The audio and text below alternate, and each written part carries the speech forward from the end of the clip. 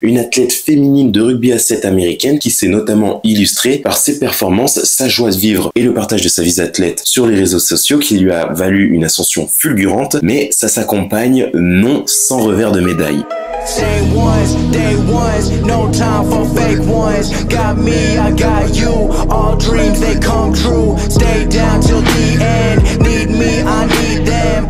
Ilona Maher, aussi performante soit-elle, a fait l'objet de critiques notamment sur son poids avec un IMC supérieur à 30. Et c'est cette introduction qui va me permettre d'expliquer que l'IMC est une mesure plus ou moins relative suivant l'individu auquel on va le soumettre. Je m'explique. Une athlète de haut niveau jouant du rugby à 7 américaine qui joue depuis fort longtemps à un poste où elle doit à la fois avoir de l'explosivité, de la puissance, de la tonicité et une masse conséquente pour pouvoir rester sur les appuis sur le terrain aura bien évidemment un IMC différent de quelqu'un de la population générale. Parce qu'il ne faut pas oublier que l'IMC est un index de mesure adapté à la population générale. Et ça se vérifie déjà à titre personnel. J'ai un IMC aux alentours de 28. Pourtant, je fais de l'activité physique. Donc c'est un index de mesure qui se vérifie auprès de la population générale. Donc une population plutôt sédentaire qui fait peu d'activité physique, qui en théorie devrait s'alimenter de manière équilibrée et variée. On sait que les athlètes ont des régimes particuliers qui sont faits pour augmenter leur performance et augmenter leur physique suivant les demandes qui sont exigées.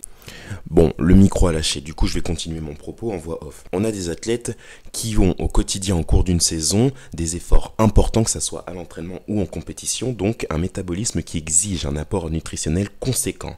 Dans la pratique du rugby, on sait à quel point les joueurs se doivent d'être solides, explosifs et toniques, donc développer une masse musculaire conséquente qui amène donc à une augmentation du poids.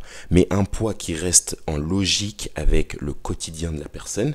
Ces personnes vont rester fonctionnelles, vont rester en bonne santé avec un bon système cardiovasculaire, à contrario d'une personne avec un IMC de 30 qui est considérée comme obèse, qui reste sédentaire ou travailleur lambda. Donc c'est vraiment la différence qu'il faut bien distinguer. Bon, sur ce, t'hésites pas à t'abonner, tu laisses un petit commentaire si ça t'a intéressé, un petit like et on se retrouve pour une prochaine vidéo. I can forget, but I never forget. Money is power, but can't buy respect. If you've been focused on credit or debit, then I'ma pay you a reality check. Some of the richest be feeling depressed. Material shit don't compare to the rest. I move around with my real ones, making memories worth millions. Got